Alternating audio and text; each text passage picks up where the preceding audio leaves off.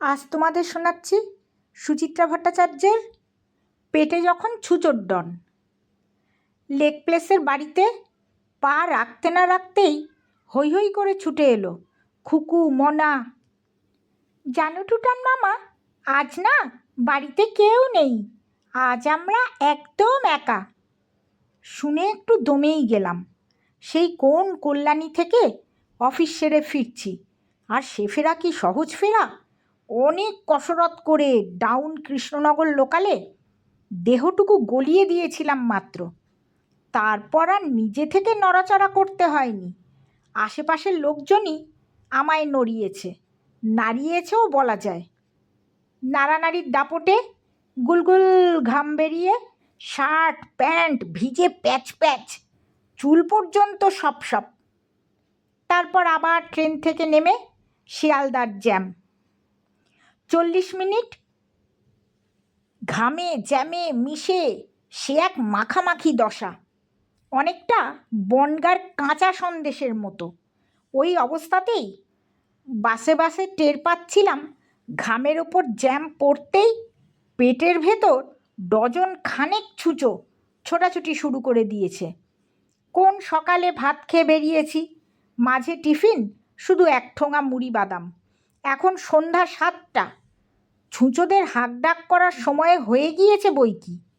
সোজা বাড়িই ফিরব ভেবেছিলাম, হঠাৎ মনে হলো অনেক দিন বড় পিসির খবর নেওয়া হয়নি। যাই একবার লেক প্লেস ঘুরেই যাই, খবরও নেওয়া হবে, পেটটাও ঠান্ডা হবে। এতদিন পর যাচ্ছি, বড় পিসি কি আর ভালো জলখাবার না খাইয়ে ছাড়বেন? এখন দেখি সেগুড়ে বালি। হতাশ মুখে সোপায় বসে পড়লাম। তা বাড়ির লোক সব গেল কোথায় রে? খুকু লাফ দিয়ে বলল, আমার মা আর দিম্মা তো একটু আগে পুজোর বাজার করতে গেল গড়িয়াহাট। মামারা অবশ্য এসেছিল, সবাই যে যার বেরিয়ে গেছে। ইস, কতদিন পর আমরা যে একা। মুনা বড়দের মতো কায়দা করে বসেছে সামনের সোফায়, অবিকল তার মার মতো চোখ নাচিয়ে বলল, আর আমার মা তো জানোই অফিস ট্যুরে দুর্গাপুর গেছে, ফিরতে সেই কাল সন্ধে। ভাগ্নিদের মামার বাড়িতে ল্যান্ড করার কারণ বোঝা গেল। আরও হতাশ মুখে বলে ফেললাম, ভালোই হয়েছে, মাথা উদ্ধার করেছে সবাই। শুনেই মুনা ঘাড় বেঁকিয়েছে। কি যে তুমি বলো না টুটান মামা, মাথা কি শিশু না রাজকন্যা যে কিডন্যাপড হয়ে যাবে? উদ্ধার করার প্রশ্ন আসে কোত্থেকে? সঙ্গে সঙ্গে পিছন থেকে কলকল করে পুপসি, সেও যে তার 2 দিদির সঙ্গে একদম একা হয়ে বাড়িতেই রয়েছে খেয়ালই করিনি। 7 বছরের পুপসি গোল গোল চোখ ঘুরিয়ে তর্ক জুড়ে দিল, তুই না কিচ্ছু জানিস না দিদি ভাই, টুটান মামা ঠিকই তো বলেছে, মাথা তো হারিয়েই যায়, আর তখন তাকে উদ্ধার করতেই হয়। এই তো সেদিন আমি একটা পোয়েম কিছুতেই মুখস্থ করতে পারছিলাম না, বাবা খুব বকছে, ঠাম্মা বলল, পুপসির তো এমন হওয়ার কথা নয় রে খোকা, ওর এত মাথা গেল কোথায়? আমিও ভেবে মরি, সত্যি তো গেল কোথায় আমার মাথা, কিডন্যাপড হয়ে গেল নাকি? তোর মাথা, খুকু ভেঙচে উঠল। বুঝলাম ত্রহ্যস্পর্শ লেগেছে আজ। খুকু, মুনা, পুপসি 3 বোন একত্র হওয়া মানেই রই রই কাণ্ড। তার উপর 3 বোন যদি একা হয়ে যায়, তাহলে না জানি আরও আরও কী কী হয়ে যায়। মানে এখন কেটে পড়াই ভালো। উঠবো করছি, এমন সময় খুকু যেন সাক্ষাৎ অন্নপূর্ণার মতো বলে উঠল, তুমি তো অফিস থেকে আসছো টুটান মামা, নিশ্চয়ই খুব খিদে পেয়েছে। মুখ ফসকে বেরিয়ে গেল, তা একটু পেয়েছে রে। আগে বলতে হয়, আগে বলতে হয়। মুনা ব্যস্ত মুখে দাঁড়িয়েছে। দাঁড়াও, ফ্রিজ খুলে দেখি কি আছে। মনে মনে আফসোস জাগলো একটু। সোজা হয়ে বসেছি। দৌড়ে ফিরে এলো মুনা। ইস, অনেকটা পায়েস ছিল, একটু আগে আমরাই খেয়ে ফেললাম। তবে আর কি, ছোট্ট একটা নিঃশ্বাস গড়িয়ে এলো বুক থেকে। বললাম, থাক থাক, আমি না হয় বাইরেই কিছু খেয়ে নেব। শুনেই কোরাসে হাঁ হাঁ করে উঠেছে খুকু, মুনা। সে কি কথা, সে কি কথা, সে কি কথা, সে কি কথা! আমরা তাহলে আছি কেন বাড়িতে? কি খাবে বলো, আমরা এখনই তৈরি করে দিচ্ছি। তোরা? হ্যাঁ, আমরা। আমাদের তুমি কি ভাবো বলো তো? আমরা কি আর ছোট আছি? দুজনেই ক্লাস 8। তা বটে, ভাগ্নি দুটো আমার দেখতে দেখতে বড় হয়ে যাচ্ছে। তবু যেন কেমন ধন্দ জাগে। পারবে কি? আমতা আমতা করে বলি, থাক রে, তোরা একদিন একা হতে পেরেছিস, একা হয়ে মজা কর, আমি বরং আজ চলি। মোটেই না, মোটেই না। মুনা প্রায় টেনে বসিয়ে দিল আমাকে।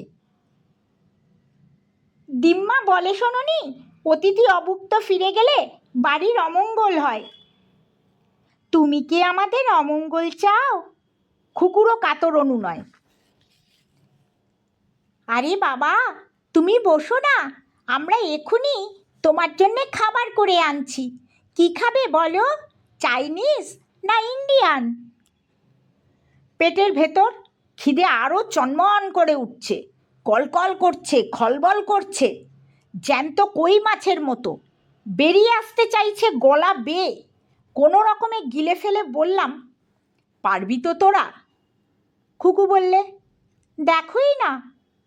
মুনা বললে, তুমি নয় ততক্ষণ পুপসির সঙ্গে গল্প করো, আমরা তোমার জন্য চাইনিজ বানিয়ে আনছি, এগ চাউমিন, ওটাই তাড়াতাড়ি হবে, কি বলো? দুই বোন প্রায় মার্চ করে ঘর থেকে বেরিয়ে যাওয়ার পর পুপসি অতিথিকে সঙ্গ দিতে বসেছে। বয়সটা 7 বছর হলে কি হয়, সেও বেশ কুটকুট করে বড়দের মতো কথা বলে যেতে পারে। বোধহয় দিদিদের কাছ থেকেই সদ্য শেখা যত সব বিটকেল ধাঁধা গলগল উগড়ে চলেছে সে। আচ্ছা টুটান মামা, বলো তো দেখি, ইন্ডিয়াতে প্রথম কোন মহিলা বহুকাল আগে ক্রিকেট খেলেছিলেন? বহুকাল আগে? অবাক হলাম সামান্য। ইন্ডিয়াতে মেয়েরা তো এই সেদিন ক্রিকেট খেলা শুরু করলো, বছর 20-25 আগে। বহুকাল আগেই, পুপসি দুগালে হাত ঠেকিয়ে বলল। পাচ্ছ না তো? ক্লু দিয়ে দিচ্ছি, তিনি ছিলেন একজন রাজার পিসি। দুত্তর ছাই, তিনি আবার কে? পুপসি চোখ পিটপিট করছে। পারলে না তো দিই বলে? বল। বোম্বাগড়ের রাজার পিসি।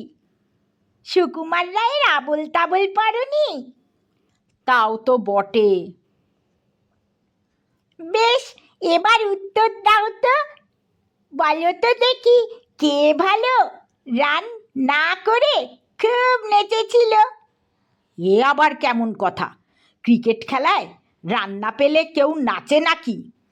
প্রশ্ন করার আগেই পুপসি নিজেই ঝটপট উত্তর দিয়ে দিল। এটাও পারলে না? আমার মা, রান্না মানে হলো রান্না।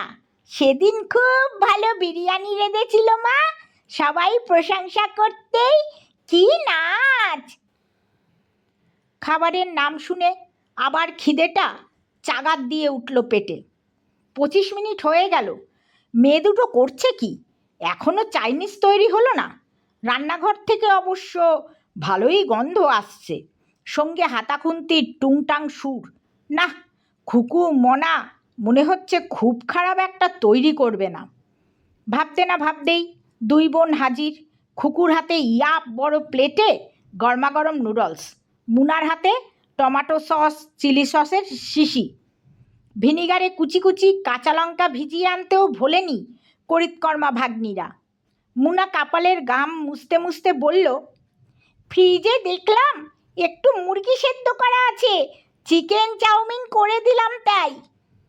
বাহ বাহ, চিকেন চাউমিন, আবার কিছু বিট গাজরও দিয়েছে দেখছি। না, মেয়ে দুটোর প্রশংসা করতেই হয়। সময় নষ্ট না করে একসঙ্গে বেশ খানিকটা চাউমিন চালান করে দিলাম মুখে।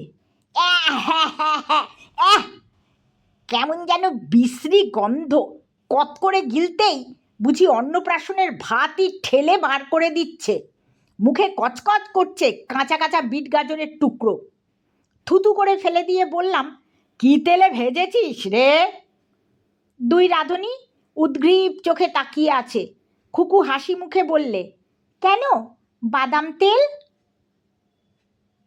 বাদাম তেল হতেই পারে না, স্পষ্ট নারকেল তেলের গন্ধ পাচ্ছি। ও মা, তাই নাকি? মুনা এক ছুটে রান্নাঘর থেকে ঘুরে এলো। ঠিকই ধরেছ, বাদাম তেলের শিশিতে যে দিম্মা নারকেল তেল রেখে দিয়েছে, বুঝতেই পারিনি। খুব করেছিস, যা এখন ফেলে দেগে যা। সে কি, তুমি বললে খুব খিদে পেয়েছে, তা বলে এই তেলের চাউমিন খাবো নাকি? খেলেই হয়, কি হয়েছে তাতে? খুকু পাশে এসে বসলো। নারকেল তেলের রান্না তো অনেকেই খায় টুটান মামা।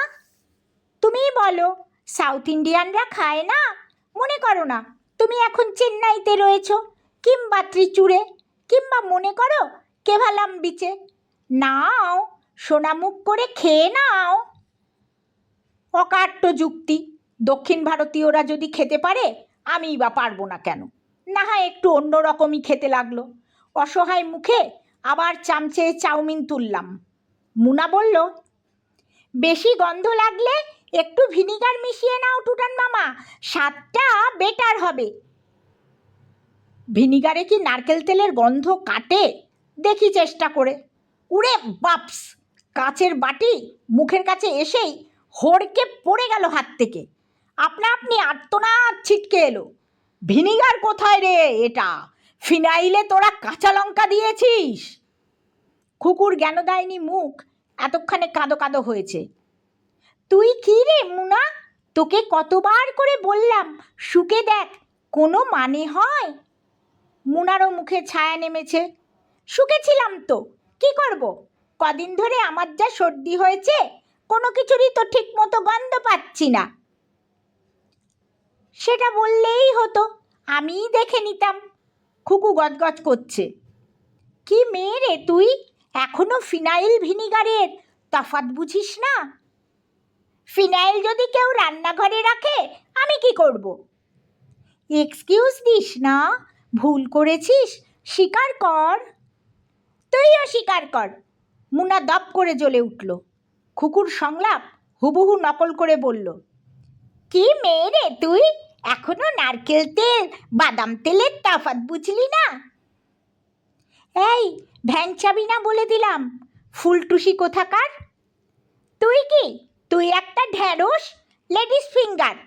ভালো হবে না বলছি Kuku, behave yourself. You behave yourself. দুজনে জোর লেগে গেছে। চুপচাপ বসে মিচকি হাসছে তৃতীয়জন, মজা দেখছে। যেন রেসলিং গ্যালারির নির্বিকার দর্শক। বিরতি হলো, চোখের জল মুছছে খুকু। মুনা করুণ স্বরে কোরাসে বলল, তুমি কি তবে অভুক্তই ফিরে যাবে টুটান মামা? তুমি কি তবে অভুক্তই ফিরে যাবে টুটান মামা? এবার মেয়ে দুটোর মুখ দেখে মায়া হলো বড়। বললাম, তা কেন, তোরা বরং আমায় এক কাপ চা খাইয়ে দে, পারবি তো করতে? নিশ্চয়ই পারবো। একসঙ্গে মাথা নেড়েছে দুজনে। 2 মিনিট বসো, ফার্স্ট ক্লাস চা করে আনছি। 2 মিনিট নয়, 3 মিনিটে চা এলো। বাহারি কারুকাজ করা পেয়ালা পিরিছে, টলমল করছে সোনালি তরল, গরম ধোঁয়া উঠছে। খাসা হয়েছে চা।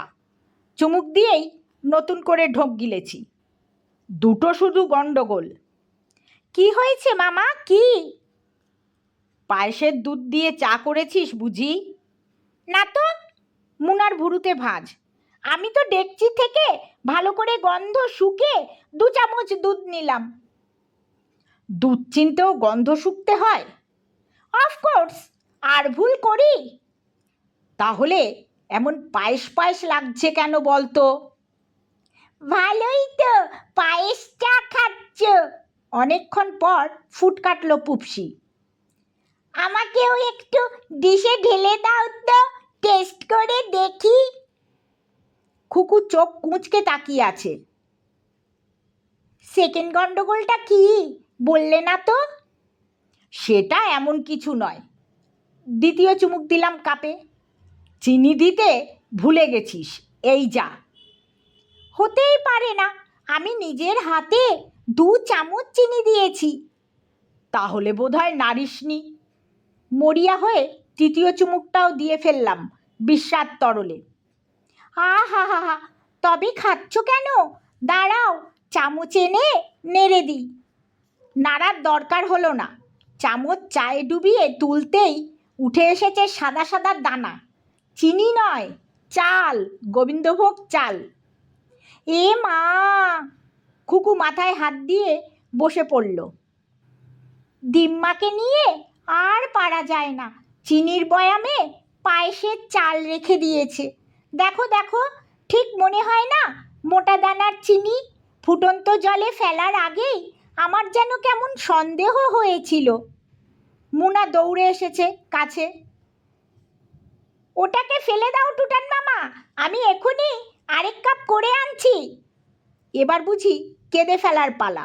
গোবিন্দভোগ চায়ের পর এবার নির্ঘাত সাবু চা খাওয়াবে ভাগ্নিরা, কিংবা নুন চা।